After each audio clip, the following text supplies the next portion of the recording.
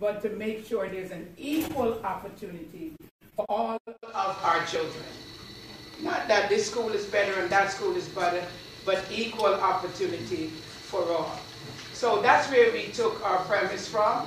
How can we work together, all three of those institutions, to make it better for our students no matter which one they're in? So that means a first-class education in each one of those particular entities, whether it's private, it's public, or charter. And it's a challenge, but Shirley Chisholm said, the one thing that we must do is implement our ideas.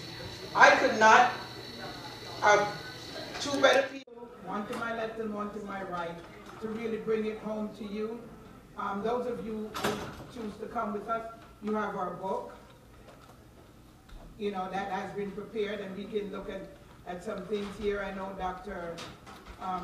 Stewart said when he looked at the amount of money that charter schools are making, he had a different take on it. When the public school is not making that much money, but a charter school could make millions of dollars in 1 year.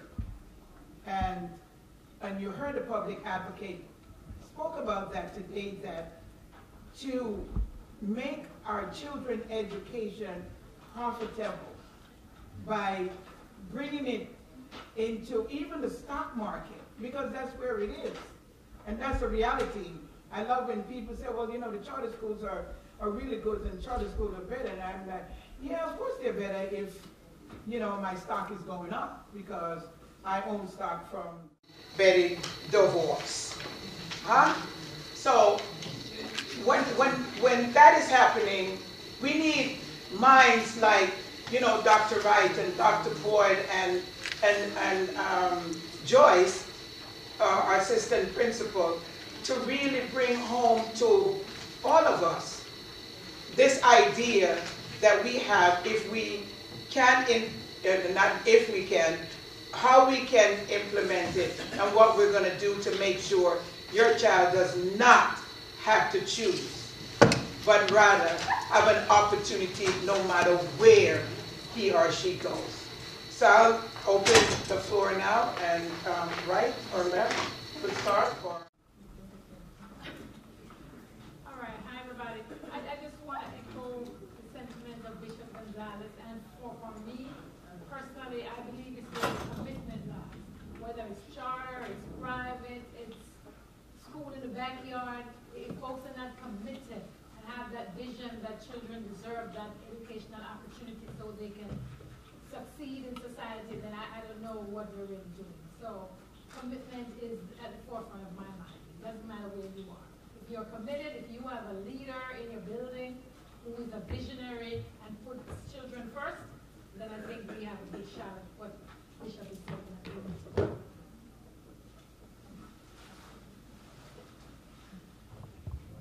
So I've heard about commitment, and commitment is extremely important. It's important for teachers to be committed. It's important for principals to be committed. But there's something else that needs to exist. And we talk about vision. Vision is important. That's all about commitment. But again, there's something else that needs to exist. And that is a challenging curriculum. Without a challenging curriculum and a way to scaffold children from where they are to where they're supposed to be, then you can have all the commitment in the world. You can have all the vision in the world, and we're all saying the same thing. Really, I'm just expanding on it a little bit. Then nothing will happen. I'll say it again, I say it all the time. I believe in our children. I know what you can do. I know who you are. I know that you come from a people, many of you in this room. You come from a people who have helped to civilize the entire world. So why is it now, all of a sudden, you're being told that you can't do it? It doesn't make sense. I know that you come from a people that As an example, Mansa Musa. It was said to be the richest person who's ever lived in this world. Why is that? Because all of the gold coins that were minted in Europe during the Renaissance period, the 1500s, came from Mansa Musa's kingdom. Oh, I'm sorry. Now we have a money system that's not even based upon gold. It's based upon air. So we've got to look and see who you really are. You've got to have that commitment, yes, but you got to have the commitment to the truth. And you can't be scared of the truth of who these children really are. Because if not, we'll give you as much education as you have, but you'll take that education and you'll do something else with it that will not be beneficial to your people. And everybody who's educated, they turn around and they help their own in some sort of way. Their own communities, their own families, their own people. So that commitment got to extend to a truth, a feeling of, I'm not scared to tell these children who they really are. And I'm not scared to give them the work to what they're capable of, scaffolding them to get to the level where they need to be. And the level is not here. You're not equal to anyone. You really aren't. Fortunately or unfortunately, you're not. You have a longer history. So where should you be? Where should you be? And that's the commitment. And that's the vision. Thank you. And to continue from that perspective, and I'm going to go back to the word commitment. I'm going to go back to the word commitment because it's very important that even as we sit here right this moment, that we ask ourselves, who am I? Why am I here? What is my purpose now? But what is my higher purpose? I heard what Doc said. When we scaffold, we're not just meeting you down there. We meet you where you are. And I'm speaking about from the perspective not only of these beloved children who I'm adoring, and I am just absorbing all of their brilliance, all of it. We meet you where you are. When we are able to acknowledge that our children are our commitment and that they are indeed the master teachers, then we who call ourselves educators, and I'm going to underscore that word because I'm coming back.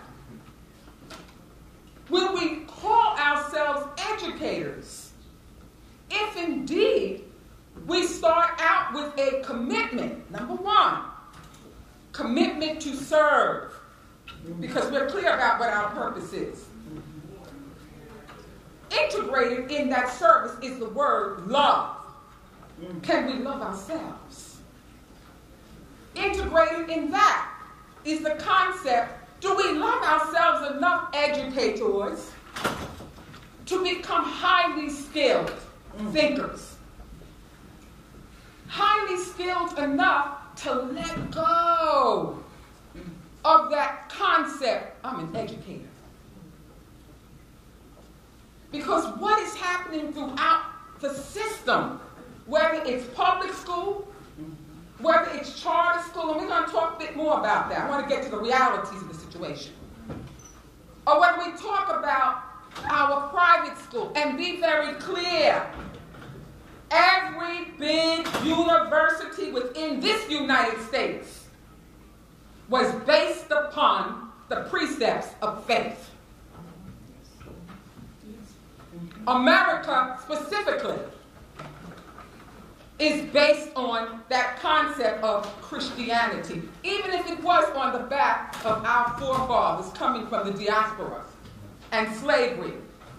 Princeton University just had a phenomenal event because it was raised, elevated from slavery.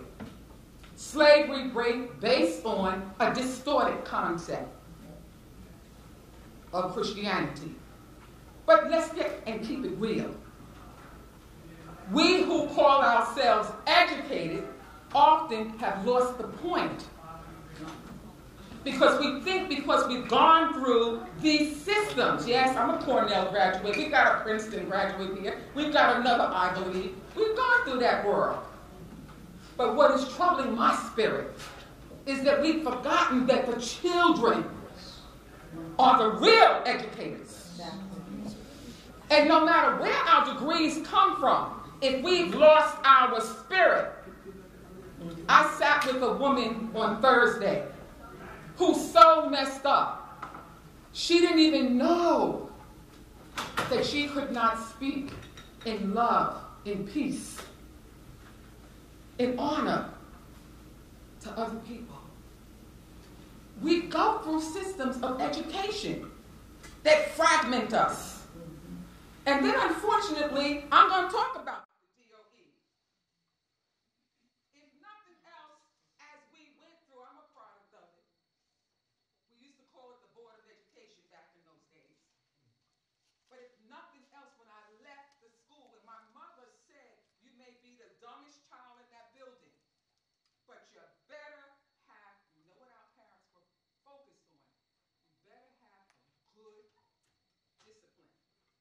You better not be a problem. You can be dumb and stupid, but you better not be a behavior problem.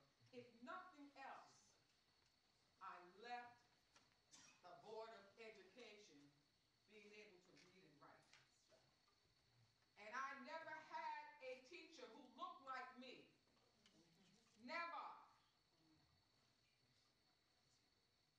Until I got to junior high school.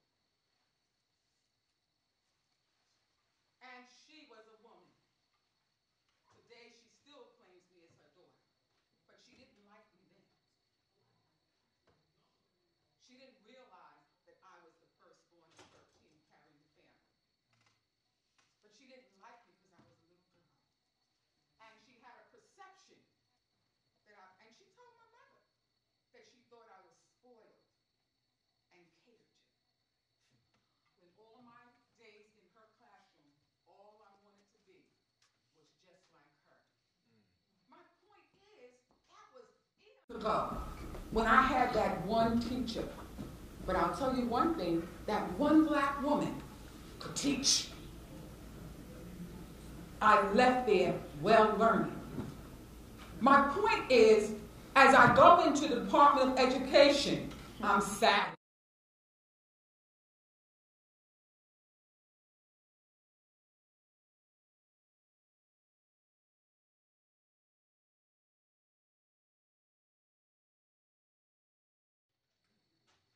And will not do anything with understanding.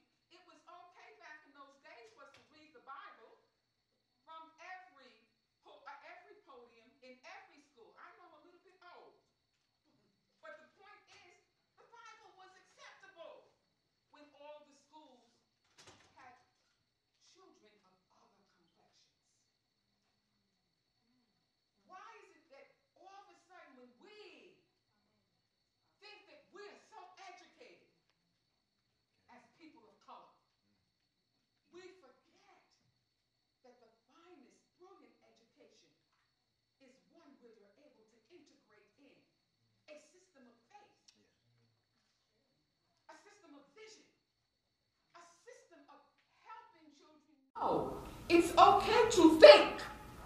Yeah, that's right. To ask questions, to listen, and then ask more questions. We still think it's okay to say, sit there and shut up. We're still trying to figure out what learning styles are. I'm talking about people who look like me. I don't want you to look like me. But the point is, we might have some characteristics that are similar. I'm troubled because I don't care who it is that educates me if they've got a pure heart. If they are literate. I'm tired of illiterate teachers who look like me, who can't write a sentence.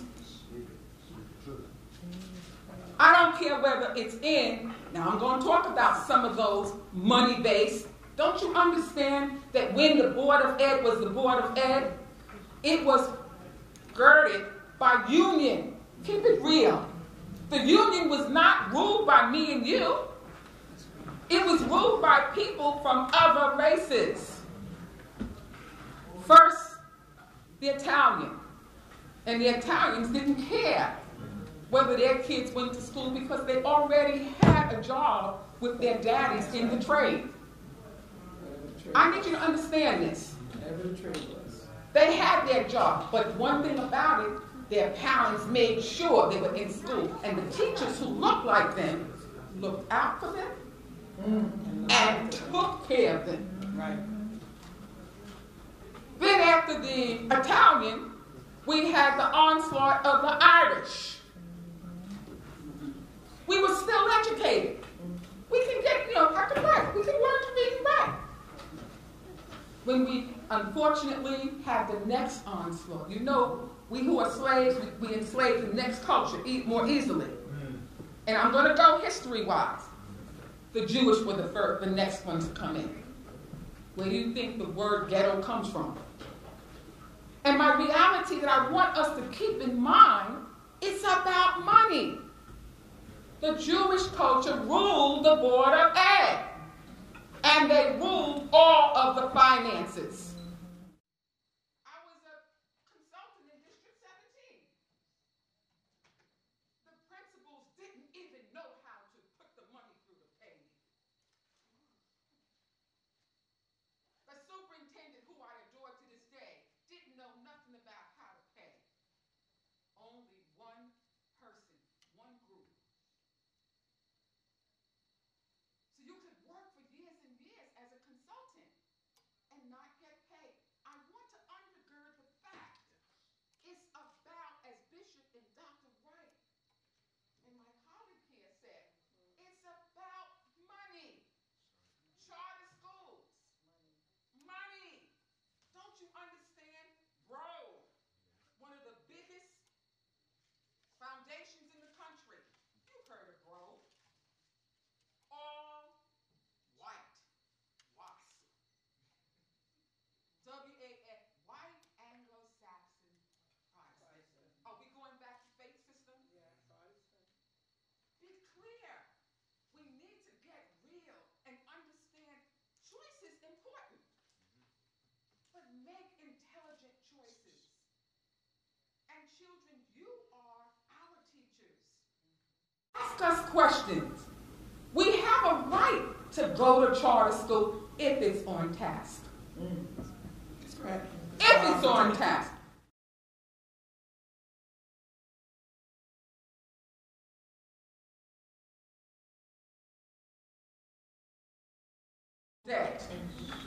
And I have to go in and intervene or send Dr. Wright like a fiery warrior.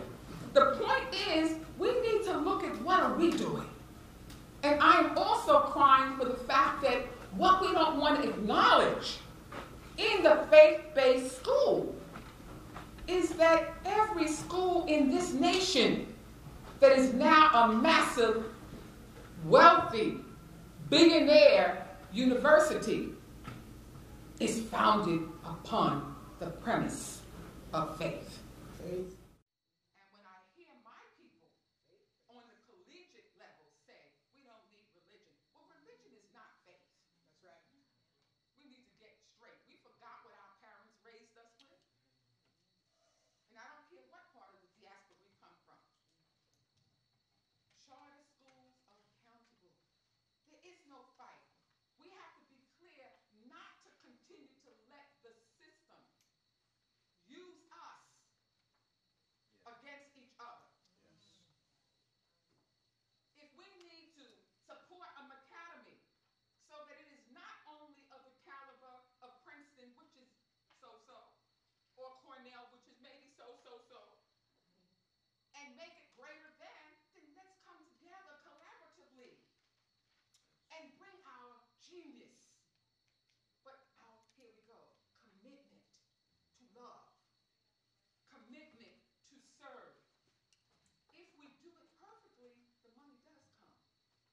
but we don't have to become the new slave master. Yeah.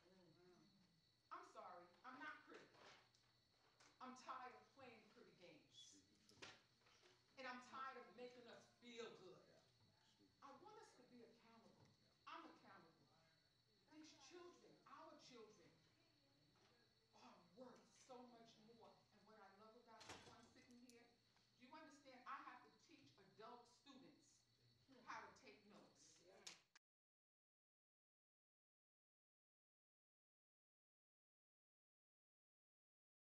And want to raise their hand and ask a question.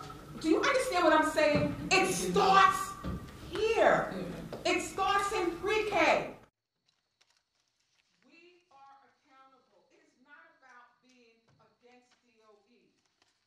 But now that if you look at every D, and by the way, with transportation, for those of you, those of us who work in the system, look at who's coming into the schools now. It's returning to what I went through when I grew up. Because you know what? Too many of us are not literate enough to pass the state boards. Yes. Yes. Too many of us, we, PhDs, whoever we are all hung up on, I am Dr. So-and-so. I am Professor so-and-so. You know what? There's a saying, God sits high and looks low. The difference is he ain't gonna fall, or she ain't gonna fall. We will fall as quickly as mankind, notice I said mankind, puts us in that seat of elevation. Who are we here to serve? And if we, with our titles, are not able to go inside of ourselves to make a commitment to serve in perfect excellence, it's not good enough to love without also striving for academic excellence within self. Because I can't teach what I love. That's right. Exactly. I can't judge someone else in what I think they should have if I have not walked the walk myself. We will continue to fight for charter school money. Eva Moskowitz, she wasn't an educator. Do you realize that? That's right. Eva Moskowitz was angry because she was not voted in as a politician. Eva Moskowitz now is not educating the Jewish children. Who are the children in her school? And guess what? The teachers don't look like us. And the children are being forced to be robots who do not think, who do not honor their spirit, who do not understand. It takes all of it being synthesized in order for the highest level of knowing to form. I want us not to look at one being better than the other. But somehow we've got to come together and figure out, what do we need to do to become accountable in how we serve, in serving those we are here to serve. And I'm sorry if I took too long. I apologize. You summarized and you expanded, and I think you all built on each other, and everything has a point, and it's all valid. I think the thing is that, okay, as an educator, I don't consider myself an educator. I consider myself a teacher and a researcher. I don't even consider myself a professor, even though I am. The question is, I said this before. My family's from the Caribbean. My mother's from Jamaica, right? And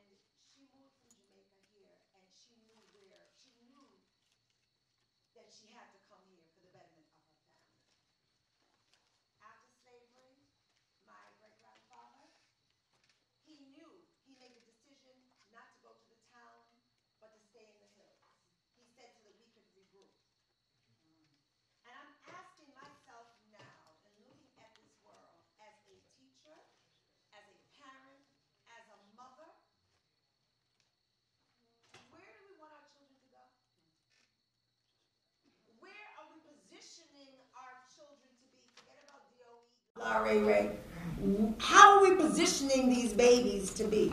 Because clearly stuff hasn't stopped. How are we positioning our children? Because they're looking to us. These are conversations that we have to have as parents, as whatever title you have.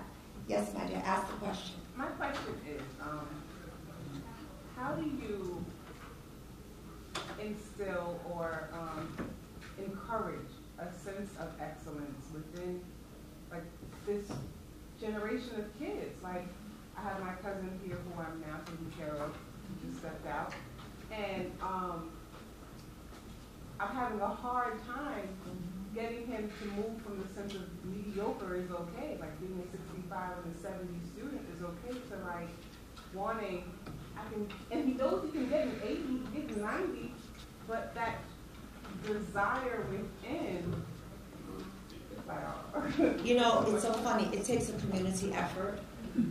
And some of the things that I've seen, again, I'm from immigrant parents, right? First generation. And my generation, you see, we had no choice. Right. We had no choice. There was no nothing like you're not going to do. And it's the same thing for those people who came from the South to the North. You have no choice, right? There wasn't that option. Now, in some ways, we have given our children options, right? And it's not just one person. It really takes that village, because their friendships are going to have a stronger pull as they get older than sometimes their family. So it's important to totally surround that child. I grew up in the church. So the entire church was saying the same thing. There were no options. There were no options. That's all. I mean, in my classes, I'll just say this and I'll go on to the next speaker. In my classes, I've always been told, how do you get the students to do? Because I believe in you. And there's no option. And if you give me a certain paper, I will look at that paper. This is not who you are. I remember that in school. They don't do that now. Oh, really? Oh, no. That's what we're talking about. Well, go ahead.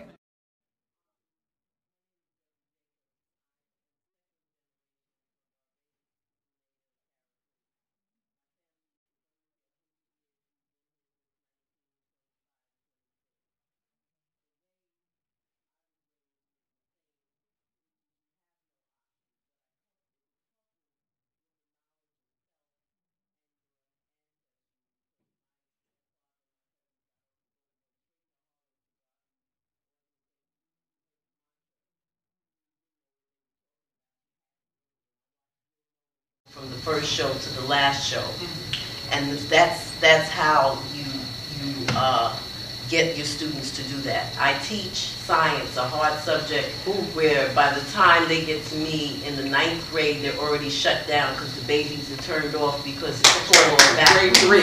And it's by design, because nothing in America happens by accident. Nothing in America. You cannot give the person that you're oppressing the tools by which to take the foot off their neck. And the person that can control their environment has the power to control their environment, and that is through the sciences and technology. So they don't want you to learn.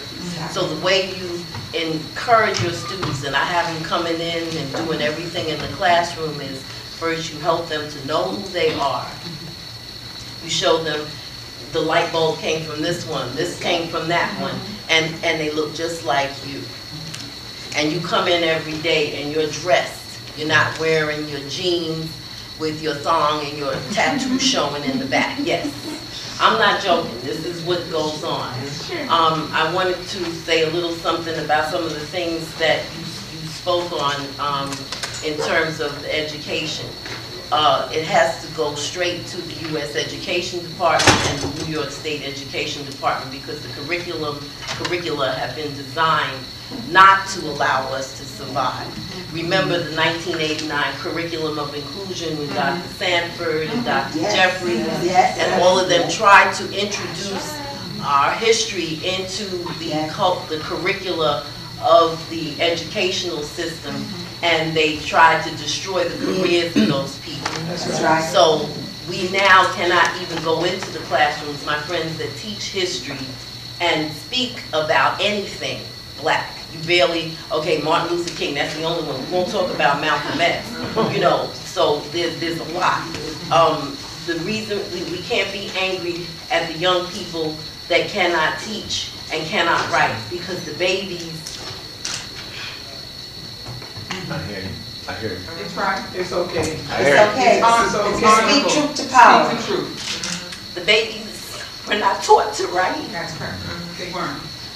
They took the curriculum of just plain writing out of the school system. Even they did not penmanship. teach grammar, spelling. no penmanship, no No spelling. spelling. They took all of that out of the school. I did home instruction even though I'm a science teacher.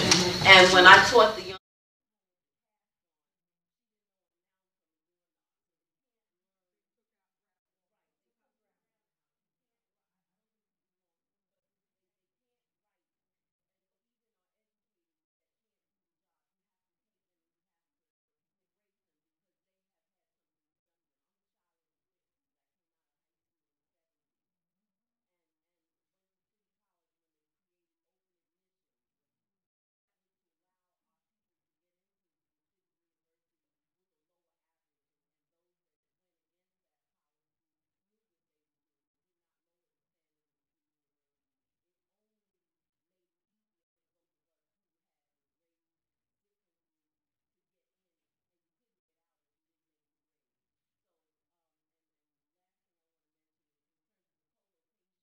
schools with charter schools and public schools, the reason why they don't work is because the architecture of a building has been constructed to house one administration, not multiple. There's one principal's office, there's one laboratory, there is one cafeteria. I was in a co-located school where my school couldn't even eat in the cafeteria. The mice were running because our children had to go out to lunch and they never came back on time.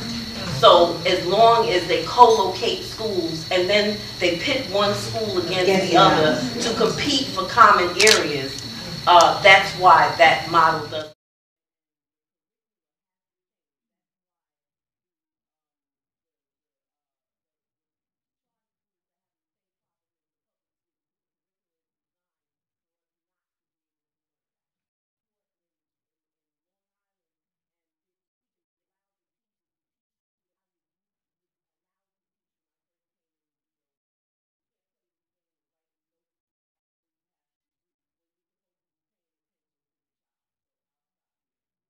I just need to share one thing in terms of correction.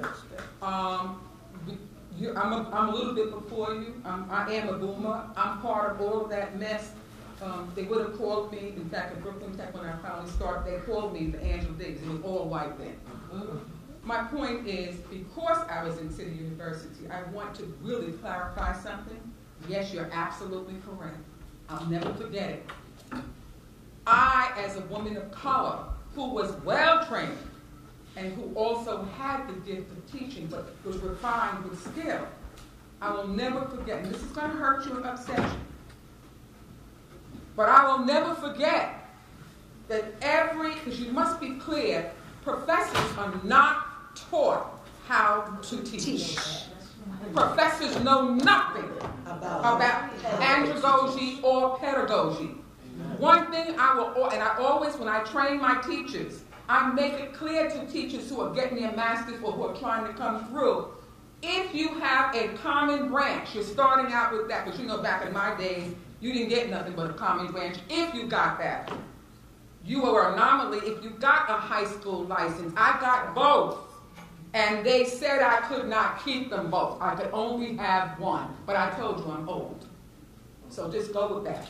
My point is, I will never forget all of my hip colleagues from down south and around the nation, because you know we were all revolutionaries back then, and well educated, came in to my beautiful City University because they didn't hire us here from New York.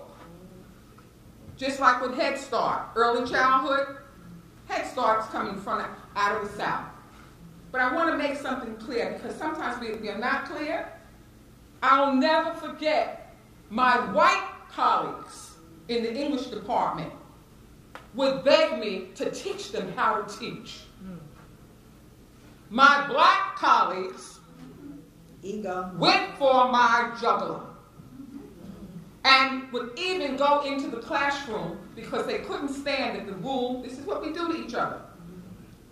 The room this size, lecture hall, students would be outside the door waiting to come in, just struggling to come in.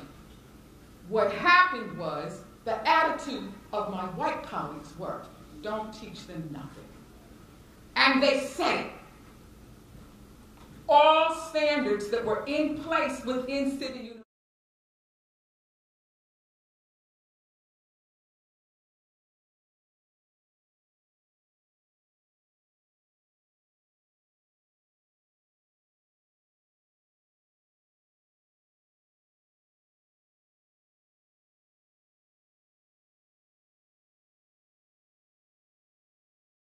Unfortunately, we of the new revolution, we bought it. And I will never forget when graduate students coming out of open enrollment applied for Hunter or for any of the other universities, they would come back to me, Professor Boyd, devastated because they could not get into graduate school because this is where the phrase came from. They were labeled, you've heard this, functionally illiterate. I'm sorry, honey, I'm honoring you, but I lived it. And I saw what my colleagues did. Maybe I was just lucky. You were blessed. You were early on. You said early 70s. But see, by the time we got into the 70s, it was done. No, 70s. My class was the first graduating. All right. But you understand, you were right there at the apex. Because remember, after that, the crack generation came in. Well, that's the problem. So we're going to talk about all of that. But I'm sorry, I'm quiet for the rest of the evening. No, you can't. I'm done. No, you can't. I'm going to get your question. I just don't want us to miss this piece on the children not writing, the children not learning science. And I want to tell you that the model that we have is our babies at 2 years old are being trained how to write. 2 years old. By the time they're 3, they're writing their names. By the time they're 3. And I remember the Department of Education, which was the Board of Ed then, who said, because I was teaching 4-year-olds how to multiply and do Spanish and write their names, they took away my UPK license. You remember that, Dr. Boyd? And literally, because they started outside, they were like, you're teaching 4-year-olds how to do this? That's right. You have lost your mind. You can't do it because they're supposed to be playing. Well, we weren't playing. So they would see the children come in and sign in. And so they took away my UPK. And Dr. Boyd and I went down and fought like hell, and they quickly gave it back. Now they want the children to write. I always say, UPK is modeling Q Kingdom Ministries Academy School of Science and Technology. They've learned from us, and now they're implementing it in what they do. Our 2-year-olds are doing a science project. Every 2-year-old brings a science project to our school. We start at 2. Because we understand science is very important. Extremely important. So, we make sure that we are debunking a lot of the things that were being done because we happen to know better. The struggle we have, though, is parents who are afraid, who will tell me, my 2-year-old can't do that, or my 2-year-old can't write. Or why are we teaching them Spanish? Or you know your child is not getting the proper education, but you refuse to move the child out of the white school because you think that's the best school. Because the teachers are of a different ethnic group. You're fooling yourself. Of course, you heard what the professionals said on either side. It's a design. And if you don't realize that that design is so that we are kept below, then you're going to leave your child same place thinking it's going to get better. But it doesn't get better. It gets worse. It gets worse for your child, who will now not be able to accept proper educational standards. Because you have left your child all this time doing mediocre work and telling yourself, that child will get better. No, that child does not get better. The earlier you start is the better. And I'm so glad that the new administration started with pre-K, 3K now, 3K, and I was excited to be at the announcement, but we have 2K, because it's at 2 that you start. Not a 3, not a 4, not a 5, and before it was at 6. No, I learned from someone on the right, the earlier you start is the better it is. And you start with everything, everything. So we had 2 hands over here. Yes, sir. Yes, it's an honor to be here. My name is David Wilkes. I am president and CEO of Total Students Academy.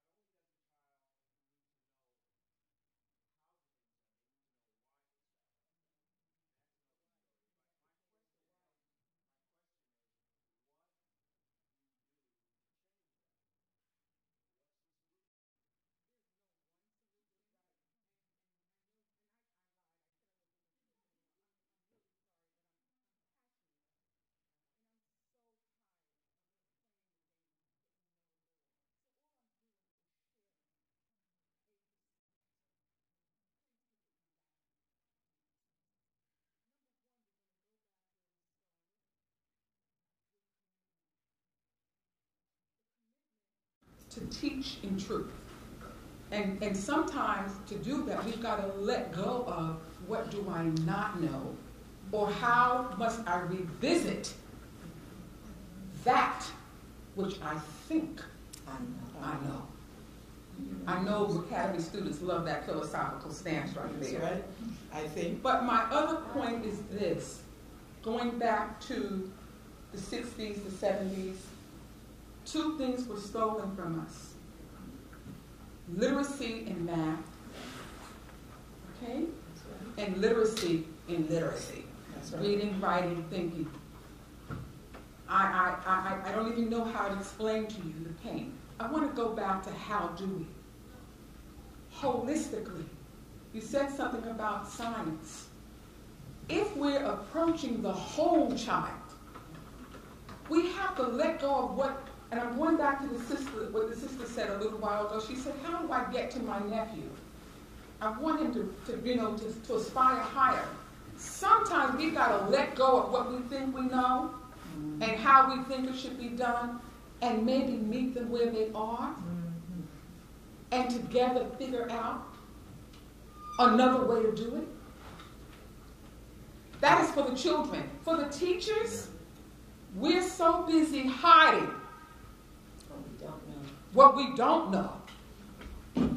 And if we can help those staff people who we are collaborating and working with to feel safe, to acknowledge that they need to create a study group.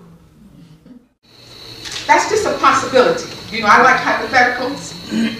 A study group that we can play with different ways to reteach ourselves. And then ways in the classroom, make that classroom a scientific lab. Because math and science are not separate. That's right. I know nothing about math because I've got issues. But because I let go, and I'm going to go back to that spiritual thing, and let the spirit come in, I teach master engineers. Am I making sense? It is all there. But sometimes we have to let go of what we think we know. But you've got to create, and excuse my slang, we have to create safety, safe space for staff, colleagues to feel we're going to learn together. We're going to learn together. And they're not embarrassed. Because we're a society, my generation, created, helped to create the flaws that you see me heartbroken about right now. So even when I go into those classrooms and mentor, I go with love. And even the principals have to come back down to say, let's learn and grow together. I don't know, that's just one way to do it. But I want to also address that money thing again, because I want us all to be real. Don't you dare think that UPK for 2-year-olds or 3-year-olds is some gift that's being given to us. You heard me earlier say, wherever the dollars go, That's where they go. am I making sense? And I don't care if it's de Blasio or Poompa. You need to understand, when Giuliani was in, his only purpose was to get Head Start. Head Start is funded by the federal government. We're talking money, we're talking money. He could not get it because we stopped him. Then who comes in? Bloomberg. And he created another thing called UPK. Because that was the next generation of children that would bring in money. And their goal was to pull it from Head Start. Get that Head Start money. Now we have 3-year-olds. I want us to be honest. You know, I don't like to fantasize all the time. I do it a little bit. But I want you to do your own research. The reality is, everything that you think is given to you, you should look at it more closely. Yes, Bishop is correct, and I will stand by it forever. The most crucial years for a child to learn is in utero through kindergarten. That's right. Second grade. That's second day cutoff. Second grade is second. I need you to understand, they're talking about, many of you may have heard this, they're talking about 3-year-old education. Well, let me tell you, there was something, have you ever heard of Mary Astor? Something called the Astor program? Yes. Astor program was gifted and talented. It was for all the little Lily Caucasian children. All right? And it was phenomenal.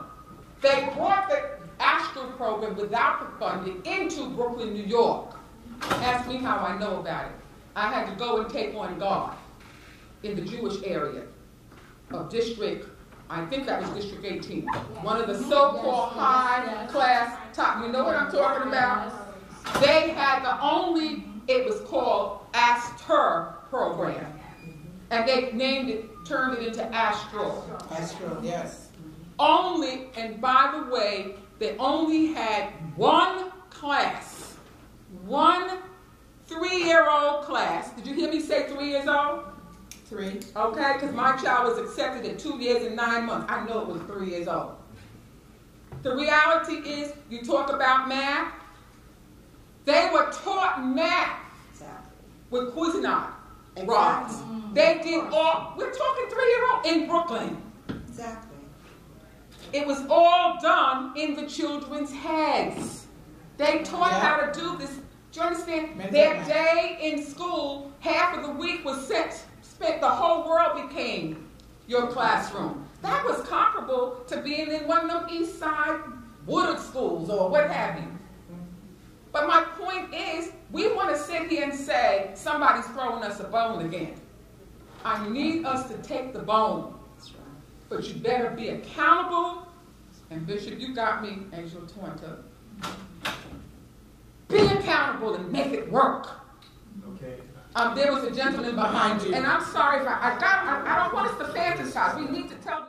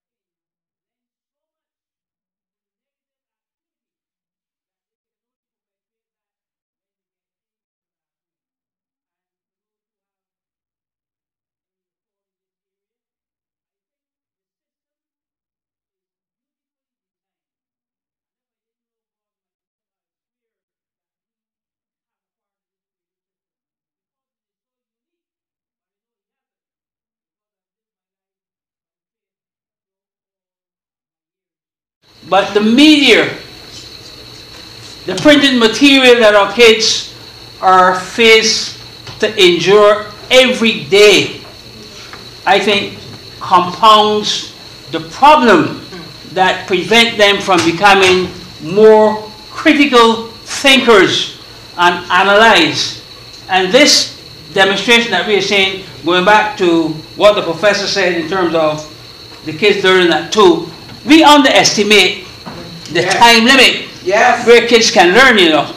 I have seen little kids that a year old that memorize and can detail little things to you that it blows my mind.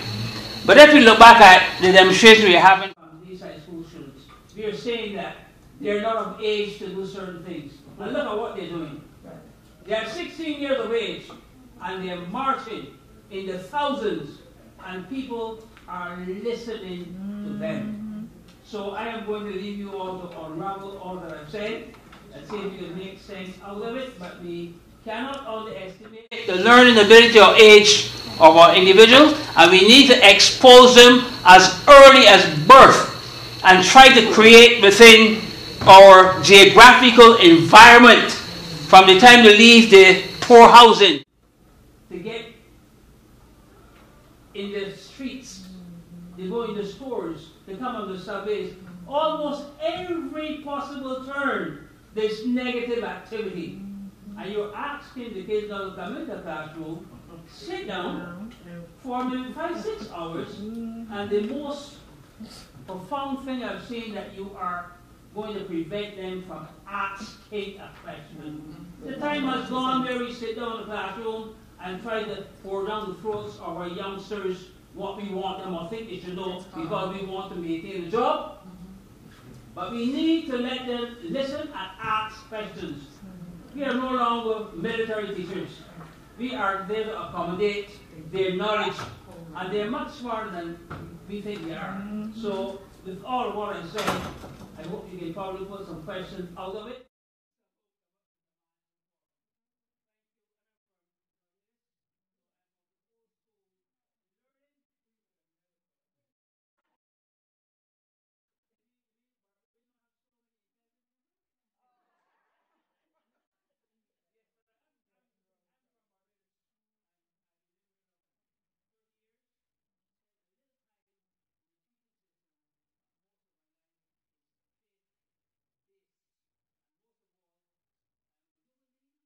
And I'm a Christian.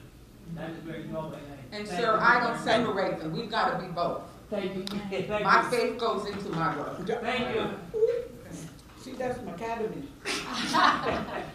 Yeah, I know I was asked to remove some things here on our spirituality, but the university, UCLA, thank you. I just came back. It's a whole spiritual piece. That's right. Because mindfulness. I'm sorry. You're right. We have it right here. When I did my research, I was really pleased to know. But we still, in the black community, don't want to talk about spirituality. We don't want to deal with it. We don't want to make it a part of what we're doing. And we're afraid that if we come forth with it, that we're not going to get to where we're going. Well, you know, the Underground Railroad at Macadamy is spiritual. It always was and always will be. Go on ahead. I'm in agreement with you, sir, 100%, and I'm sure most people in the room are in agreement with you. And I believe that when you say they can't do this because they're 2 and they're 3, it's kind of, it might sound harsh, but it is low expectations. That's right. And it is also giving them failure as an option. So I commend Bishop Gonzalez and McCallany on teaching that writing piece, and I see educators here from DOE in the audience. And I happen to supervise the scoring of the ELA. And it's very heartbreaking when you see the handwriting because now you don't know what they're trying to say. So you might have gotten a low score, not because you weren't thinking and not because you didn't have the idea, but because of how you put it down on paper, you end up with a low score. So the writing must go back. It must come back. So Bishop, I commend you on that. Just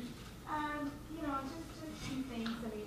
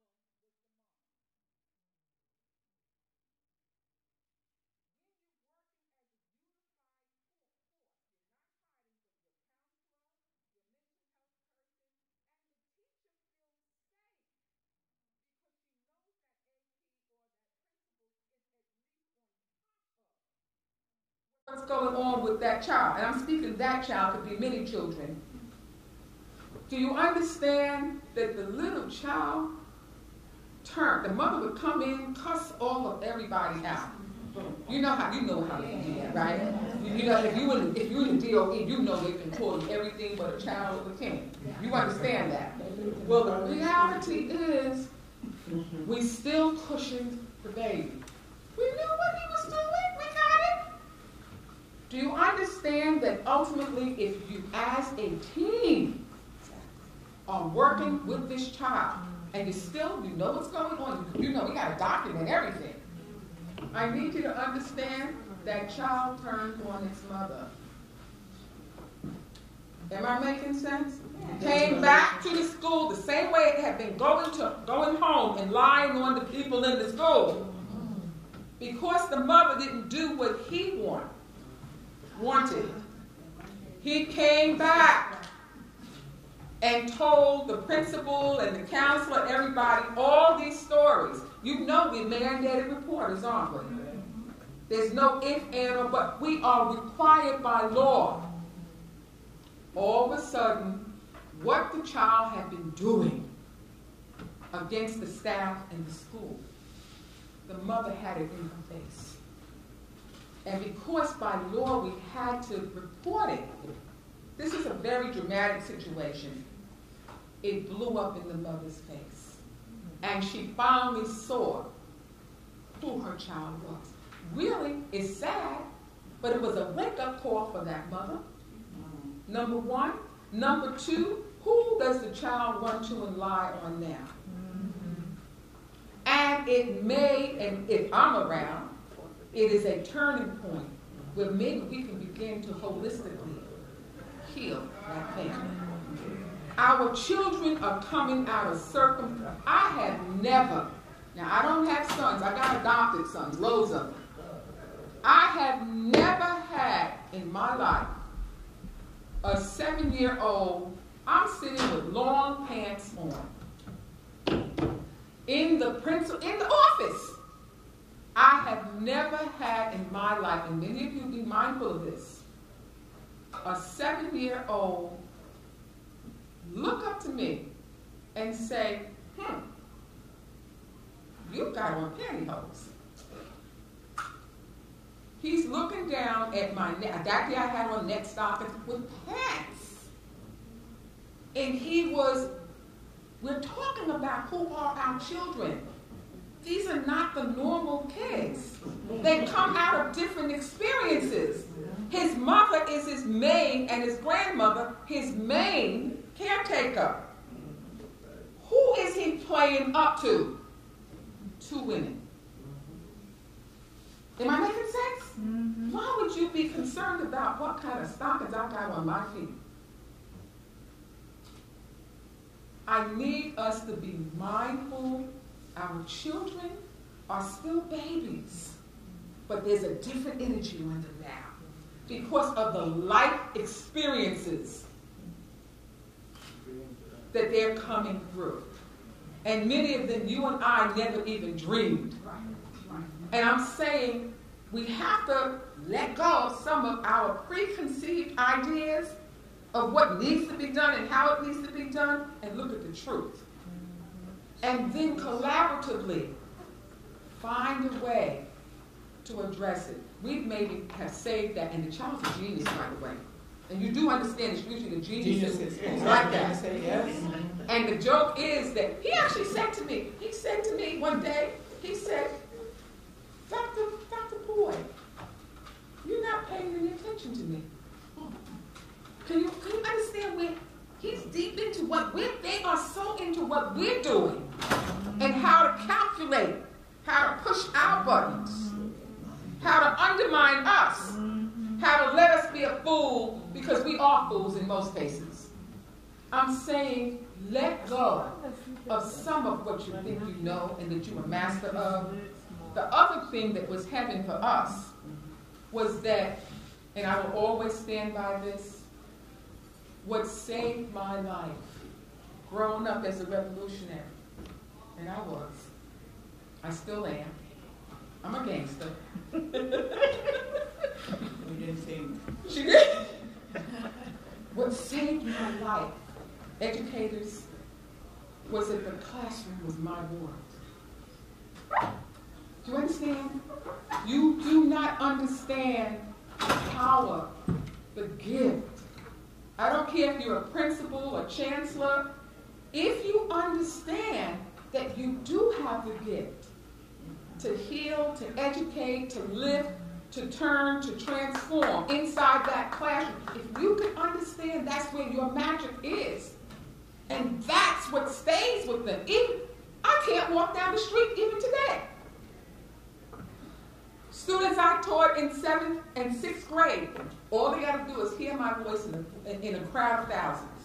That's Miss Boyd. Now, I haven't been Miss Boyd in a long time, but that's Miss Boyd. My point is, you don't understand. If you make the commitment, and this is where we started, to teach yourself how to teach every day, that you breathe, that your children are your master teachers, and that's why you can be the master who you are. If you relive that commitment, which goes much higher than your paycheck, and that principal or that chancellor who think they got it, you will make the difference. I'm so used to being in the classroom, forgive me. Basically, every teacher that I know have great stories about how they reach their children.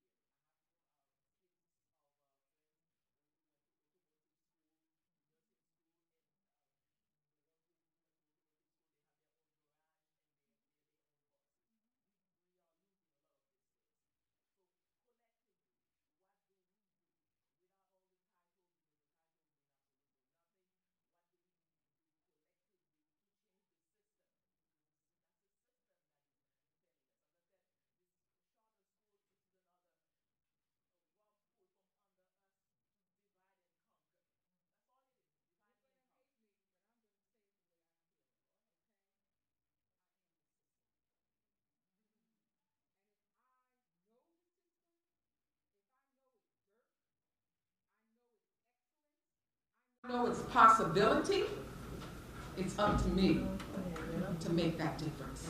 I remember, no. I remember as an undergrad a lifetime ago, and I hated school so much. I hated teaching, I hated everything. I couldn't have been more than 18, 19 years old. I had a brilliant Caucasian, which everybody's Caucasian back then, professor.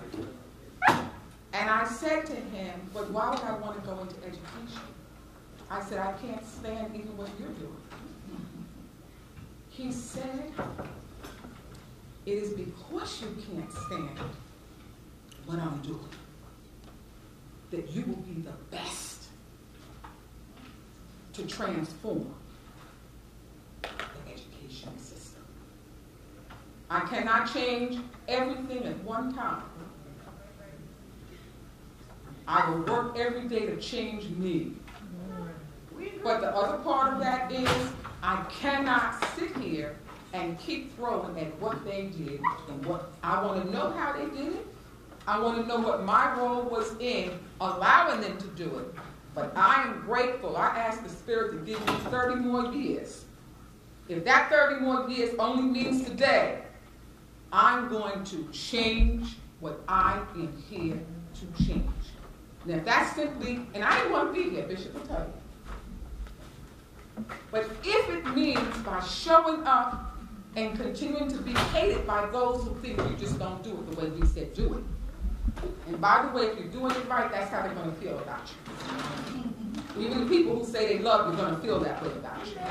But the reality is, we can't change the system, but we can work on changing ourselves. And let me say something to you, something that is stunning. Everybody who calls you a problem or looks at you as being too different, within a week, a day, a month, a year, they're going to try to take every word that came out your mouth and make it their own. And I'm going to say to you, don't be angry. Just know that you're doing what you've been placed here on this earth to do. Do they take it and try to make it theirs? In so many ways. Okay. But you have to be the pebble. Okay. You have to be the pebble. That's what I was talking about. And the other thing is this. One second. And the other thing is this. Life is very funny. Life is a miracle. And when you step on a certain path of life, and you're doing your work, and your work is aligned with all of the joys and the expectations of the Most High, the blessing that you will get is absolutely surprising. I already know that you can go on lines and don't really stand on the line because it may be a student that you know. Get my point? That whole thing then, it begins to be that you will then see other like-minded people like you that will come together and it will begin to generate and it will generate out. But you have to let the process happen and you have to be open to that process. The other thing that I want to say to the assistant principal next to you is that when I walk the street, my children hate to walk with me. As far as I'm concerned, every child is my child. I know when I came in, I spoke to some children. Okay, I have something to say to everybody's child. I don't care what country I'm in. Because I believe that that was my anointing. Ladies, I agree. I know you We're do. not saying it's not It's not. We here on the panel about the problem of education that we're facing. We're not there because everything is hunky-dory. Okay? I know. So as I said, individual success doesn't make general success. Collective success. That's right. So that's what I'm talking about. For the collectivity, for us not to be like trying to empty the sea with one spoon at the time and then the sea is still full of water. I'm talking about what method that we should use, because my lady here spoke about Miss Sanford and what was that? And Dr. Jen. So trying to change the curriculum. So look at what's already happened right now. So all of us, when we teaching, if we care, we include in whatever we're teaching, science or whatever, the building of self-esteem. You work there, you have the mind to learn, don't let anybody tell you different. We start from there. That's why we have the success. But while we're doing this parallel to this individual success, there's the general situation that we're sitting here on the panel talking about problems in education. So what are we going to do about that? May I just finish? Let me just finish this point. So the point I'm making is that let's look and see what's happening right here. So you're here, and we're affirming the work that you've done. And what I'm saying is that as you do this work, you will find that the miracle of life will bring you with other like minds as what's happening right now. So as that happens then, you network with those people and you move it through that. Sometimes the answer is not to necessarily be in a large organization. Sometimes the more work that can be done is on, well, you're doing it, I'm doing it, you're doing it, I'm doing it. Let me begin to connect the dots. and life will connect the dots with you, and the process will grow. That, at least that's what I've seen in my own life. I've seen that the dots are connected. The seed. We need to let, and then we're going to close out, but we need to hear from this gentleman. He's been so patient. One thing.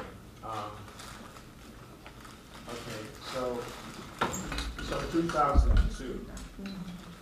So I was in my devotions, and I worked with the Department of Transportation and Civil Engineering for over 30 years, and everybody was getting promoted.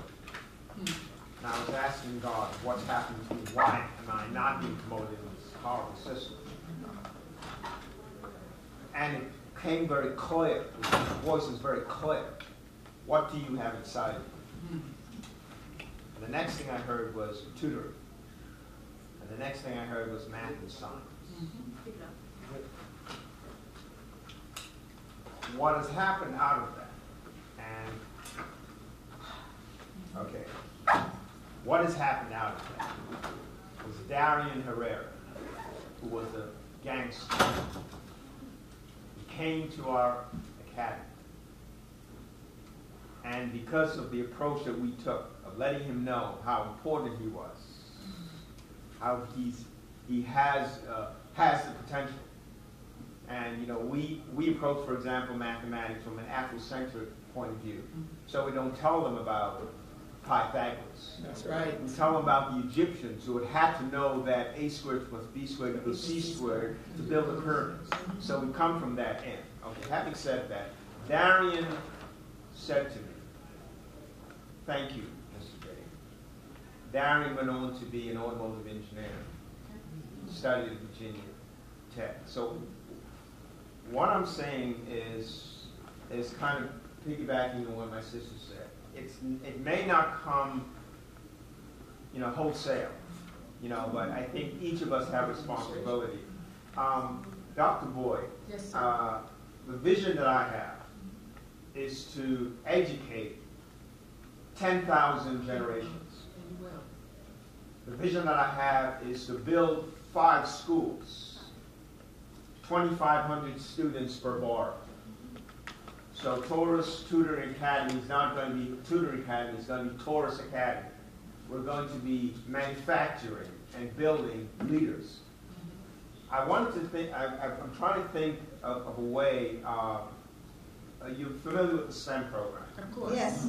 How does a tutoring academy like us introduce the STEM program into the schools? Maybe an after school or some way. In other words, this may be a way that we could approach having our students appreciate math and science in terms of an after school and bringing them to STEM. Could you speak on that? One thing that's very, very important is that STEM and STEAM, because we've gone from STEM to STEAM, is extremely important.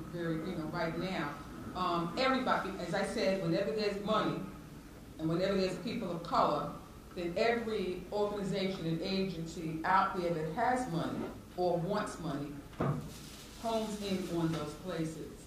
My point is, I'm going to say this, and you may not like it, something that we as a people are afraid of doing is collaborating.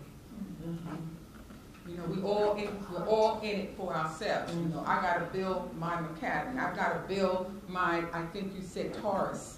But what happens if that genius that you have is collaborated with the genius that Bishop Gonzalez has? That's what I'm talking about. Now here, we're going to go. You said something else that's very important, because I'm going to fall down, but I don't care. I'm going to get back up. Yeah.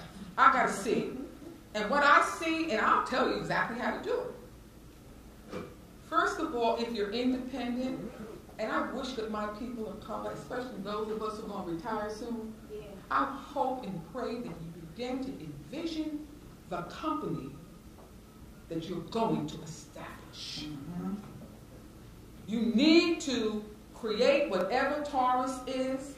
You need to, and I'm saying need to, I don't usually do that. Okay, I usually suggest. But it's important that we do need. Look at what your business is, what your vision is. And it's imperative that you step out and create and respond to. You ever hear the word RFP? Huh? Call for proposals. There's all kinds of calls for proposals right now for, and they're all agencies that don't look like us, for experts in STEAM or STEM. You need to establish your company. You need to begin to trust, even if you want to do it as a tutorial.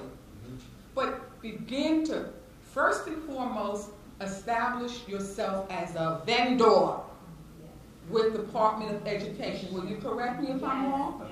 And once if you've done that, then the next thing is we want you to create your publicity. And marketing. Don't be afraid to go out into the schools and create relationships. Because once you become a contractor, you will make money. Now, they've tried to cut down on us of color. You know how that goes. But the reality, they can't take from you who you are. And nobody can do what we do the way we do it. That's right. Does that make any sense? Yeah. So if you've got your EIN number already, if you've established your company, I need for you to get on that vendor list. I need for you to begin to pull down the RFPs. And now it's even easier, you all. It's easier because you don't have to have a contract to go into the schools and do work for them. As long as you're a vendor, an approved vendor in the system, go. We need people who are not just fly-by-night. I'm so sick of us. Our borough president awarded supposedly $800,000 to a District 16 school. From September until this day I'm sitting here with you, they're still waiting for the money. Only when she had to go and get the money. Now, the borough president hasn't responded to her yet, but there was lots of publicity around this. She went to get the money only to find out that he, our politician, had earmarked that money to some Jewish person who had done some work for him, and he had to pay it back. So how is it? And you must understand something. Whatever you or I, as vendors, may charge for our work, for one pencil, I'm just going to give you something to measure. For one pencil, they are paid $3,000. See, we don't know how to play the money game. Our bishop is trying to teach me, because see, I give all my stuff away. I'm crazy, but I love what I do. She's trying to teach me how to play the money game.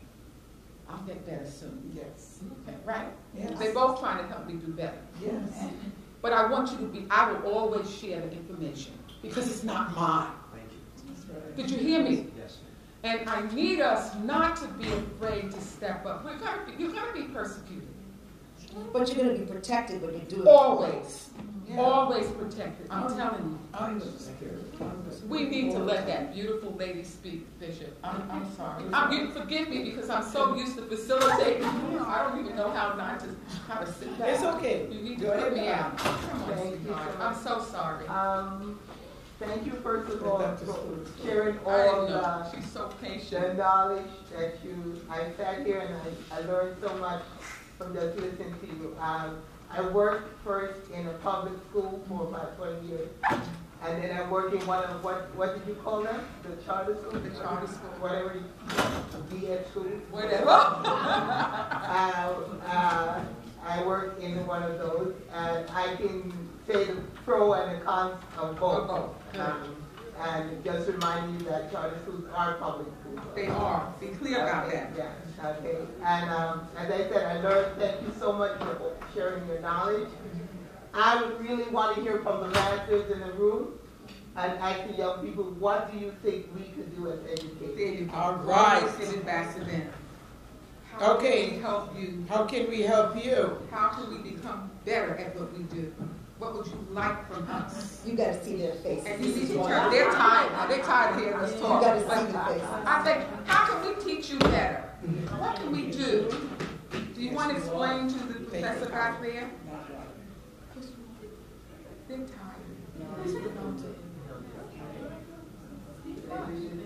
Whatever you Well, do, how can we help you? Learn that? Don't sit here and act like y'all can't think. They're tired. It's been long. I'm sorry? Go ahead, sweetheart. Would you stand up and No, well, tell us then. we want What did you mean? Describe what you mean when you say you have the help Go ahead, you need sweetheart. already. Stand up and share with us. You can help us by showing us how to do something. Okay. Like what thing? Like when you don't know what to do, you could the student could go up to the class and ask the teacher, can you help us with this or that? And then you could show an example. May I translate that as me? Are you saying that you would like us to become more receptive, where you know you can just come and ask us questions, and that we're going to try to answer you without making you feel let down or inadequate? Is that what you're saying to us? Don't shake your head. Tell me. Okay, sir. Would you?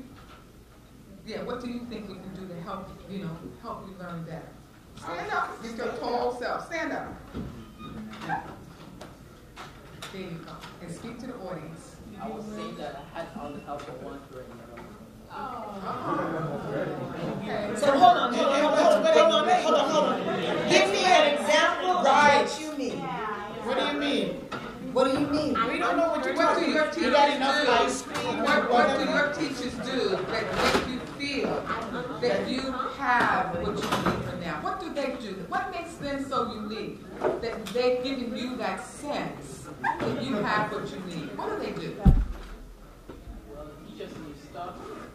I would like them to learn new stuff that they didn't know and come back and teach you guys. Like what? Like what? Find a subject. What did you not know that you know now? Okay, say it out loud. ELA. I was horrible in PLA, like almost everything. That's self-confidence. Once again, self-confidence. But my grades beat me. Thank you. You know you have a lot more. Okay. All right. Would you want to share? Yes. If there's anything you would like to say. Come on, Madam President, open your mouth and speak. Turn around and speak to the audience. Yes. Well, you can help by teaching in a way the students understand. Or you can help us to teach our brain, so our brain teaches us. I didn't hear. Help us to teach our brain, our brains teach us. That's right. That is really powerful. This is what we talk about at my academy. We're not teaching a curriculum, we're teaching the brain. We are not teaching a curriculum, we are teaching the brain. And I'm so sorry Johnny isn't feeling well, that's why he's not here today. But Johnny is our 13-year-old who just left our school to go to high school, and he wrote a bill that we took to Albany in terms of how we assess our children that we consider have learning disabilities. And I only found out maybe 3 days ago that that bill, when they look at it in Albany, they said, well, this belongs in Washington, in Congress, and now they're going to forward it. This is coming from a young man who understood when I was teaching that once you tell the brain you can't do it, you will never be able to do it. So we talk to the brain. So we do, Doc, rip up the paper, I keep giving it back. I'm not doing this. You have to redo this for your grade. This is not you, you know? But it's all about the brain. If you're not using your brain power, then you're not using anything. And that's just one example, because there are many ways in which we can really help our children. To my sister right here, all the time that you were asking this question, the only thing that came to me was a woman called Moses. Harriet Tubman. She followed the star. She was the only one. She was the only one but she had points where she met people. See, because you can't always dismantle the system by just standing up and shouting out. Sometimes you have to eat away at it like a caterpillar on a leaf. Or what we call a termite that eats from the bottom and you don't even know what's happening until the whole thing crumbles. You know, Dr. Boyd is the in-your-face, pam, pam, pam, pam, pam, and she does it very well. But then you also have those that will quietly just eat away at the bottom until it's done. One of the most important things that I have with my students that I can share with you, and God knows we're being taped, but parents who don't understand how to parent. That's why Dr. Boyd comes and do the workshops and help them. They don't know how to parent. But nice. I'm sorry, Doctor. Go ahead. Victims too. Very nice, because I go to all these different events about education, and everyone's talking about the school and students. And you know who's left out? The parents. Yes. And the major issues that we are having too. Parents. Right. So I'm always saying, I was having a conversation with someone last week about that. I think I said, well, but until we get the parents, I don't think we're going to see much, because the issues are I call them child bearers. Because parents do parent and child bearers don't parent. So I think because I made the difference now. Because I'm like, I know parents, we can't call everyone. Because, if you don't know how to parent, how are you going to do it? And none of us. And we're dealing with who? There's none of us. We're dealing with the results of child bearers.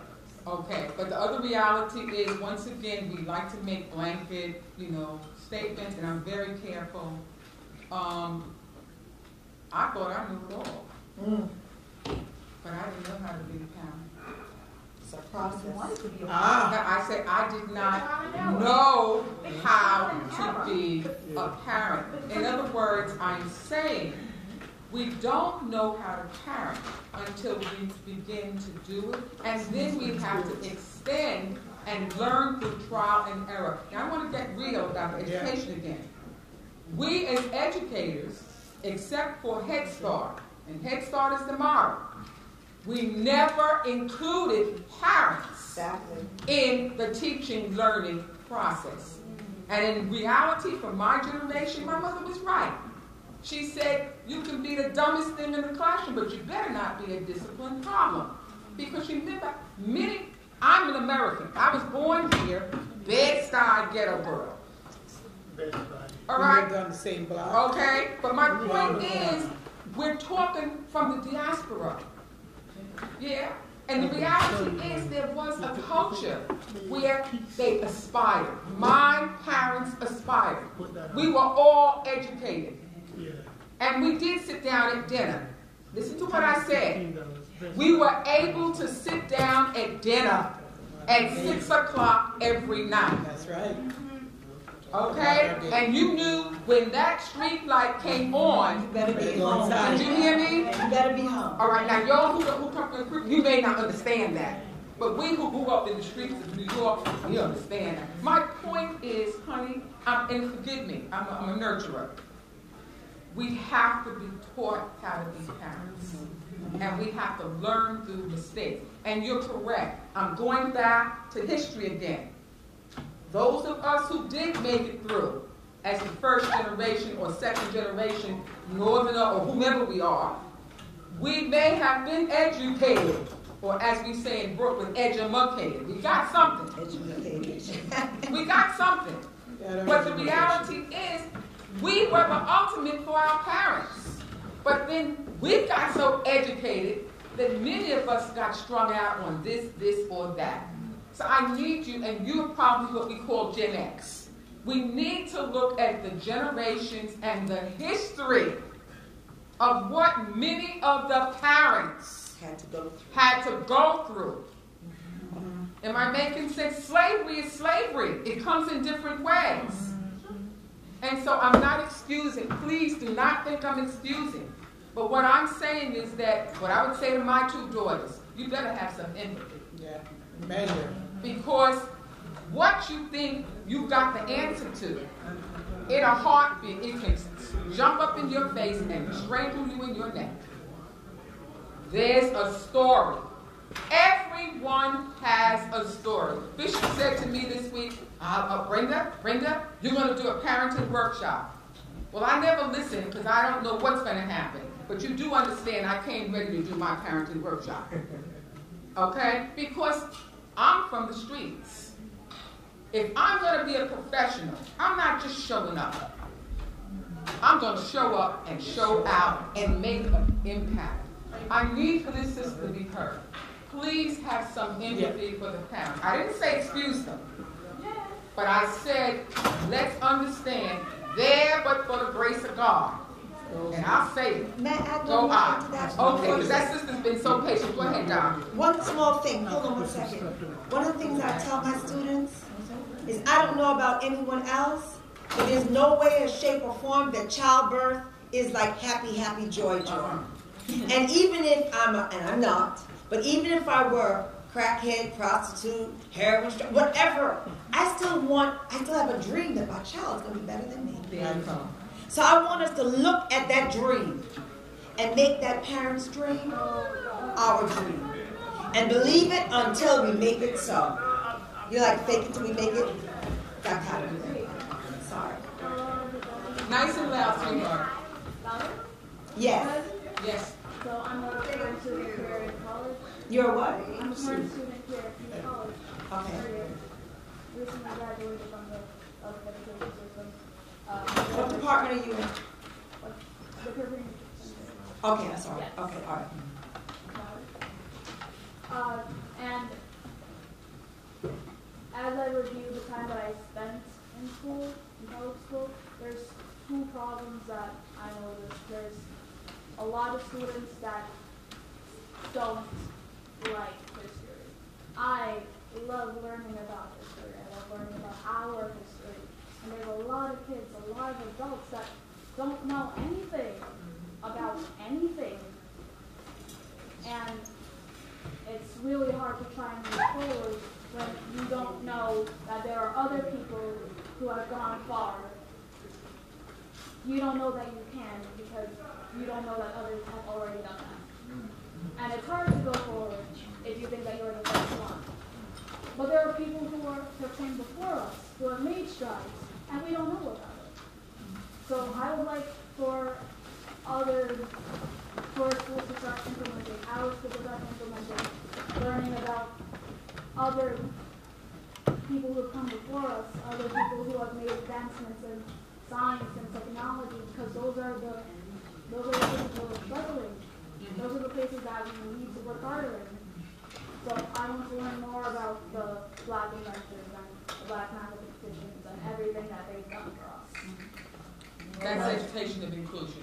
Yeah. And that is what we're trying to do, which is what you brought up earlier. Once again, some of it comes from, commitment. Because if I teach my children how to think, how to desire, how to read, even if you don't get it in the classroom, you have the motivation to find it out for yourself. And the reality, once again, each one of us within our classroom, if we're master teachers who are willing to let go and really learn, we know how to integrate all of those lessons and to motivate and evoke the thought process for the children to want to go and learn more. Thank you. So if you have that desire, then wherever you go, you do that. I mean, I'm a teacher educator, but in my seminars, I wanted to teach my students. I wanted to show my students the power of the voice and vibration. So what did I do? I put some salt on it. I don't remember what it's called, but on a metal plate. I had each group use a violin bow and show them the power of vibration. My class has nothing to do with STEM. And before the end of the semester, I have another project that I'm going to do with them that's going to show them that when you put it this, I can't tell everybody because you'll go and tell my students what it is. Put it this and you put it that, and all of a sudden it grows, right? Because that's what I want them to do with children. So the idea is wherever you are, at every point that you are, you have this knowledge, you got to give it. You got to just give and give and give and give, because you will always be full of. That's the part of the miracles of life. You got to give. You know this, you know about this, that. You tell somebody. You tell somebody. Pass on the word. It's almost like when we were in slavery, when we were enslaved people, and this was a book. The book was like a drug. I got a book. I don't want to show something. That's the same kind of thing. We keep giving and we keep giving and we keep giving. And then we form the circle. So that what you said will be a reality as we keep doing and don't get tired. And I know that we can all get tired. I'm talking to you, I'm talking to myself right there. But we keep doing, and as we do, we'll meet people who are doing the same thing. And they'll meet people who are doing the same thing. And these days, we don't have to have this big national organization for the leader to be shot down, put down. But if we're doing and doing and doing, we don't have to speak about it. The job has been done. The revolution must not be televised. There you go. And all the wonderful things that Dr. Boyd said today, and she was speaking from her heart, right? And I know some politicians are going to not be happy, but she don't care. She just said what it is. You know, we teach history at Academy in such a different way. We can look at the bomb. Well, let's look at the two people who are still hospitalized, I believe, from, what's the name of the drug?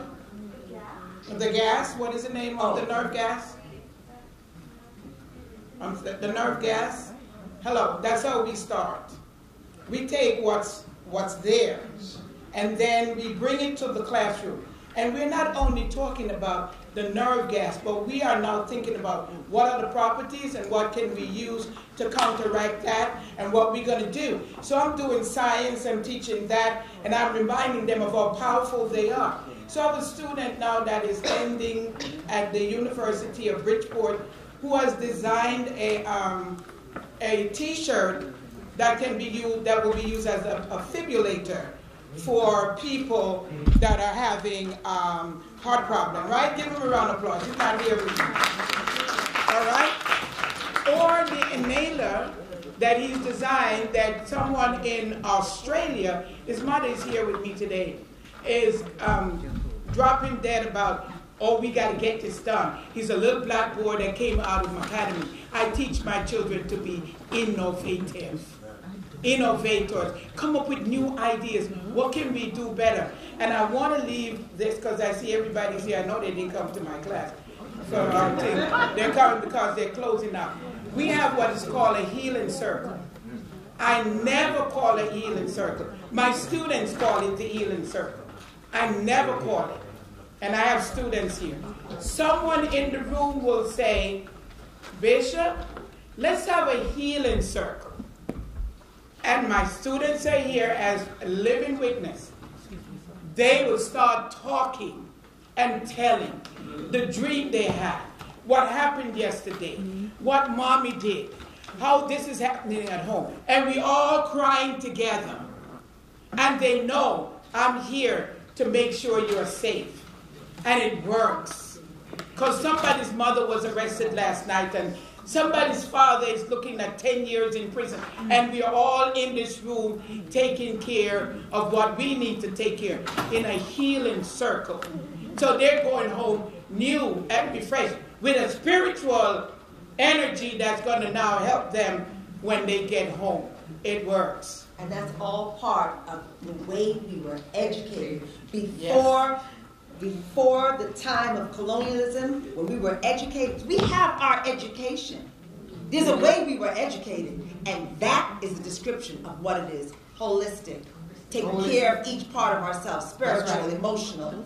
That is our educational history. Thank you so much. And teachers, please, because we know that you are teachers, preachers, healers, everything. I'm begging you. You cannot do the prolific jobs that you do if you do not take time to take care of yourself. Please. Yes. I'm not joking. Take time to take care of you. All right. See, let's give them a round of applause.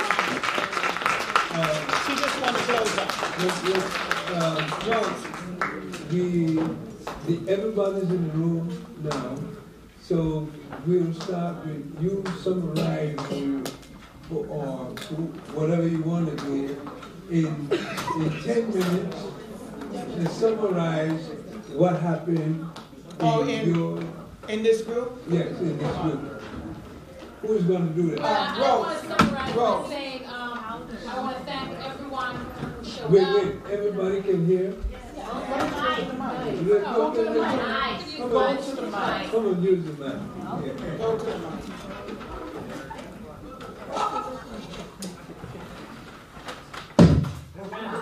I just want to thank everyone who showed up today, who stepped out, and the questions you asked were phenomenal.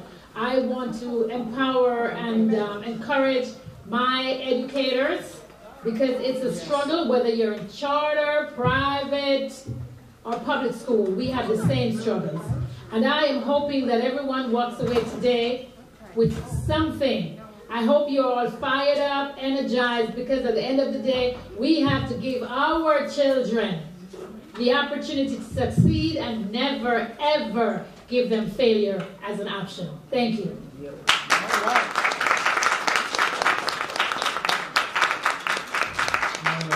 Let me see if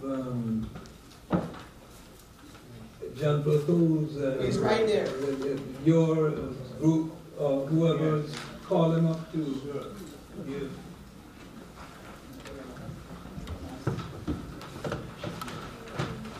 Good afternoon, beloved. We had a spirited discussion, brilliant participants, and to report out on our work, two of our participants, Ken Gale and Janice Nanat. We took detailed notes. We're sending a report back to the Central Committee.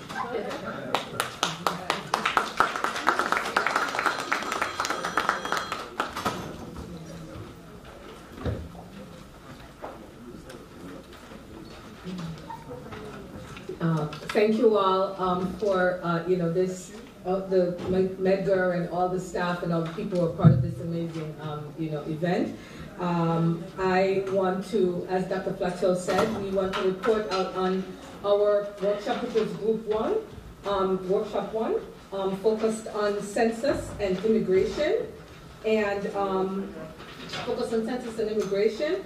And so Dr. Plateau shared with us, information that were, well, I guess I will put it in the way that the two major takeaways for this workshop involved the idea that there is a new question on the census forms that will be on the census forms for the upcoming census, which is, are you a U.S. citizen? And so the conversation centered around the fact that it will put sort of a chill and sort of fear. The question is, designed to instill fear in our community, in the immigrant community, and what are the implications for the census and being able to have an accurate count and what that means for us as a community. One of the major implications is that we could potentially have a major undercount of the folks that are in our community who need to be counted, and certainly that leads to the issue of less federal and state funding, less support from our government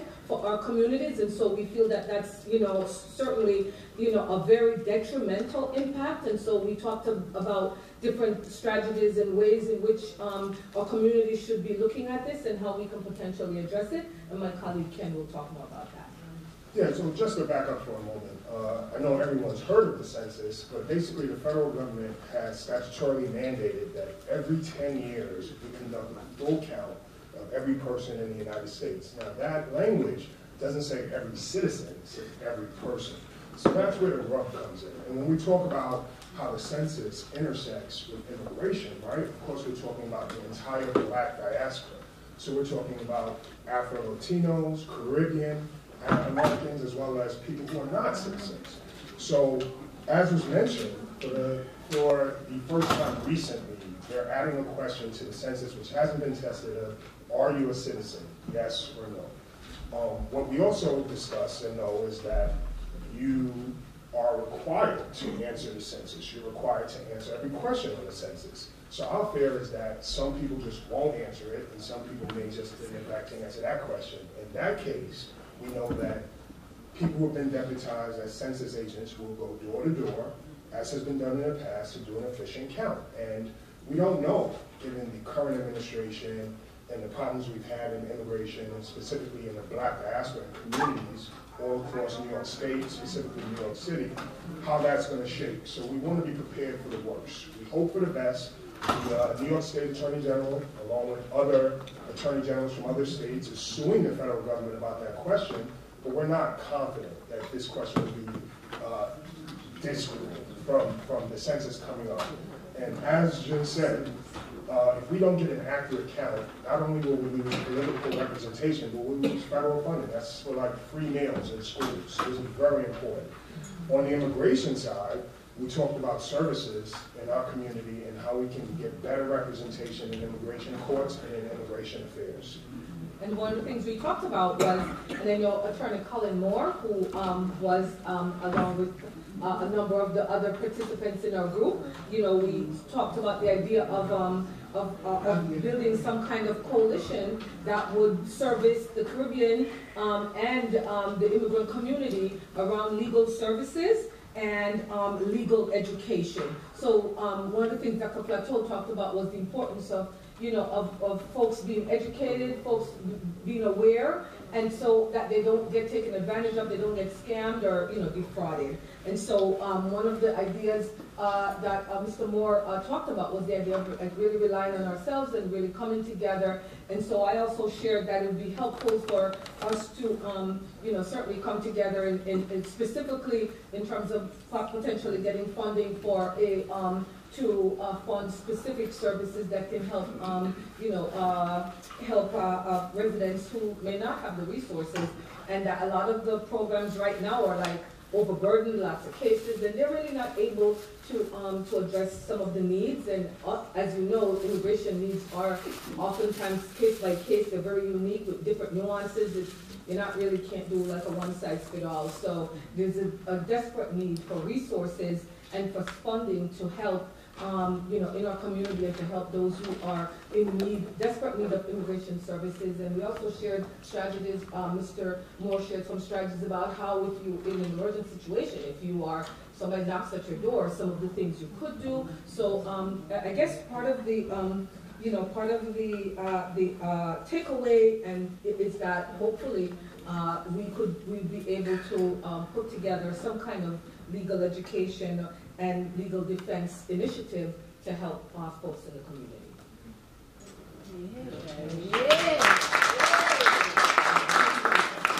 I have a question with respect to the census. If you answered all the questions, with the exception of the question of citizenship, does that disqualify the application in its totality? Yes. It does. Okay, that's the answer. Federal government can still come to you to get the answer to that missing question. That's what I'm saying, but if it's not answered, does it disqualify the entire application? It's incomplete. Okay. And the federal government can come back to you to get a complete answers on that form. That's called their follow-up. Okay. And I didn't mention this, but this is the first time we're going to be conducting electronic census. So you're not going to get that typical boxy form you get in the mail. You're going to get a form, probably a tiny postcard telling you what website to visit and what special demographic information you need to know. So, you know, this we've never done this before. So just with that part, I would assume that people are going to fall through the cracks. So we're going to have to educate. Any other questions? I mean, the data from the census is voluminous, right? And there's all types of things, all types of information that can be extrapolated from that. But some things people don't know is that there are other reports that the Census Bureau conducts on a more frequent measure. And I don't think everyone has this, but Dr. Fatso has teased out some numbers. And one of the things that we see from the most recent available U.S. Census Bureau American Community Survey from 2012 to 2016, which is an aggregate of 5 years, is that, for example, Assemblyman Nick Perry's 58 Assembly District is 91% black, has a 40% home ownership, and has ballooned to over 130,000 members. Now, keep in mind that the Census 2010, when the districts were joined, these assembly districts were capped at about 120,000 people. So we know, based off of the more frequent reporting, that there's been an explosion in that community. Now, what happens if we get undercounted?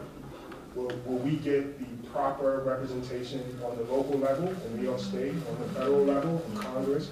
And the tax dollars that we already paid in, will we get that appropriated back to our community? Right. Incidentally, I think Dr. Plateau may know this better. We've lost seats. You know, I think over the past 2 censuses, I think we lose. Every census, New York State has been losing congressional seats. We're now down to 27 from 45 in 1950. And Florida's going to take one from us. They just passed us in population last year. So we're likely to lose at least one more, and they're going to gain one more, unless we get a very strong count here in New York. Yes. So they're certainly encourage all your family members, heads of households, to to be on the ready to ensure that they're counted, so that we do get the resources and the representation. Thank you. Thank you. And let me say, Check Black is the hashtag that's being used to encourage people to self-identify as black, whether you're Hispanic speaking, whether your great-great-grandmother was Irish. If you identify as a black person, or people identify you as a black person, I think Check Black is worth your time. Maybe states are fighting against that inclusion in the census to have the citizenship thing checked. So it's not a done deal yet as we speak, right? No. Right. No. And I think Dr. Plateau said that he made the point that it's not a done deal, but we need to prepare for the worst, because we do have an administration on the federal level that potentially will not be friendly. If it does get to the Supreme Court, it will not be friendly toward us. So I think part of what the conversation was that we get ready for the worst, because we don't know that we'll be able to beat it back, not this time around, possibly not. And citizenry aside, I still would encourage everyone to check black, because self-identification is part of the census. It has been for more than 10 years.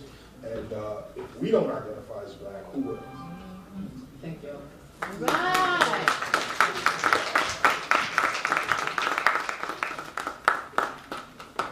Hey. My group. My group. My group. Give them another round of applause. The first group was just as good as they always are with education. Incidentally, there are some little tricks in there. The number one, on each state level, they are able to decide what is a completely filled out census paper. Okay? And part of the trick is if you leave something blank, it still counts on one level, but it doesn't count when it comes to drawing lines. The science of drawing lines is called gerrymandering, you see? And that has to do with how many persons of African descent you have in one place, and how many persons of another descent in another place. So this will not only affect the total number of congressional representatives we have, even on the local level, city council, etc., not having a full count of all the persons living in a district affects how money is distributed, and it also affects local gerrymandering of districts. So this is a very serious issue. We will now ask our last group, Group 4, to come and give us their report. And then I have two very important announcements that I will give after they complete their report. Ms. Walker and Henry.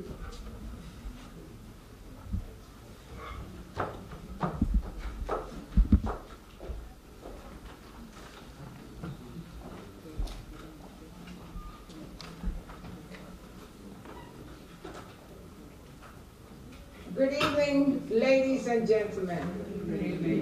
It is now a little after 4, and I would like you guys to give yourselves a round of applause for being here in the right place at the right time. Standing next to me is Miss Joyce Henry, who is the chairperson for Group 4 group, and we came up with proposals and recommendations with solutions for what we've been experiencing, whether in gentrification, the education process, and this particular group had approximately 20 people participating today. Out of that group, we are going to have at least 3 people that will be joining the existing group. So that means that's good. We're going to get more help. We're going to get others that can join our causes and interested in what we want to do. Couple of things came out discussing our group in terms of gentrification. The number one was affordable housing. Everybody's saying the rent is too high. Some people also were victims of gentrification because they get displaced or some experience underwater with their property and some experience losing their property for A or B reasons. Under our discussions also was the law 421A. Most people do not know about it, but we wanted at least to bring the awareness to those present and that they can also share the information with others. 421A is described in your book that was distributed to you this morning, but in summation, it's a legal way that landlords were able to do what they do and capitalize on doing these unplanned gentrification as we've been taught or coined by Dr. Stewart, due to the 30 years tax abatement that they get by utilizing that law. Our group, with our able leadership and elected officials that were here this morning, will be able to help and guide us to defeat this law within the year. Is that so, sir? That's good. Okay. There was also another discussion of how we go about helping those victims and others. We also discussed, keep in mind as you go along in life or as you go along wherever you live, the who, the what, the when, the where, so that we can share with you the how to resolve it. So we are here to bring solutions to your table for you and your family.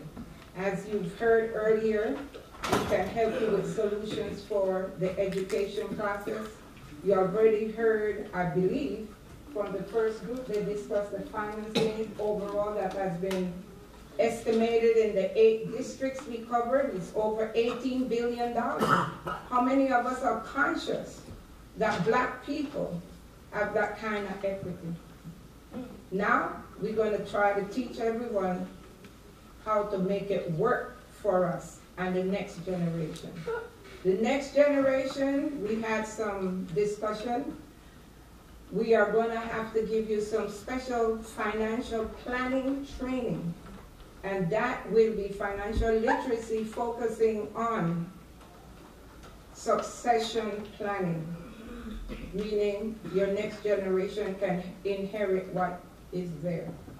So it's a lot of work going forward, but we also have a vehicle where we've been working on for the last 2 years, and we are happy today to say that as we made our outreach, we had reserved a name for this specialized credit union, which falls under the category of land bank. Land bank is a special format where other communities have benefited from it, upstate and in Cypress Hills, and Cypress Hills, right here, close to our backyard. And nobody was aware of such a situation. But God is always on time. So now is our time, because those laws are on the book with the Attorney General, and we are utilizing those laws to get our fair share. So hope is here, and we will definitely succeed.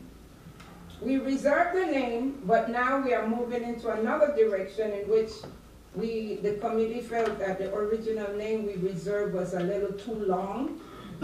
And as we did more study and the surveys, we discovered that our homeowners were really, really in dire need.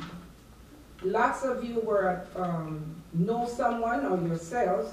Since 2007, a lot of changes took place in the real estate property, right? So now we are going to, we are in the process of finalizing the new name, which will be Brooklyn Homeowners Economic Development Credit Union. This credit union is not like a consumer established credit union. It's a specialized credit union to help you do economic development. What do we mean? You may be a homeowner and you need to get resources to help you do your renovations or improvement.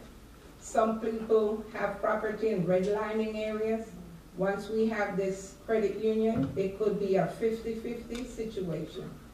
Your contractor probably can't get funding to do the work that's required of you, then come to this credit union, and it's economic development, we will do that. Or your young people may want to start a business and you are a homeowner, come with your child to us and we'll work with you. So all of this is specialized under the land bank laws.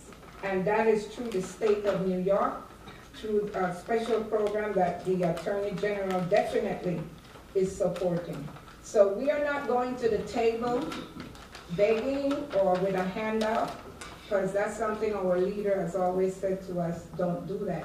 So we are preparing ourselves to be able to come to the table with a seed capital and then say, help us, this is what we have. So keep that in mind, ladies and gentlemen, and hold on to hope. We are here and we are steadfast moving forward in that respect. Ms. Joyce, would you like to add something? Well, what I like to say is we are supposed to be our own owners, keepers, and we have to learn to save our money, spend within ourselves so that we can elevate ourselves. What I recognize is that we have to have the flashiest cars and the newest sneakers. It's not necessary. And when you do that, you're putting money into somebody else's pocket who don't care for you. Try as much as possible. Keep your money so that you can empower yourself. Thank you, ladies and gentlemen. Okay. And in closing, in your booklet, you will notice that in group 4, we utilize 2 projects as examples in where we are headed in terms of what our leader has taught us to date. The unplanned gentrification versus planned gentrification. So that you can understand it's a two-way street and you can understand what's happening. We want to thank our attorney, Colin Moore, who has also been helping us along the way, along with Dr. Stewart, in putting these things together. It's simply right in your backyard. How many of you know of the Flatbush Caton Vendors Market on Flatbush and Caton Avenue? Okay. The story there is they were street vendors. In group 1, under the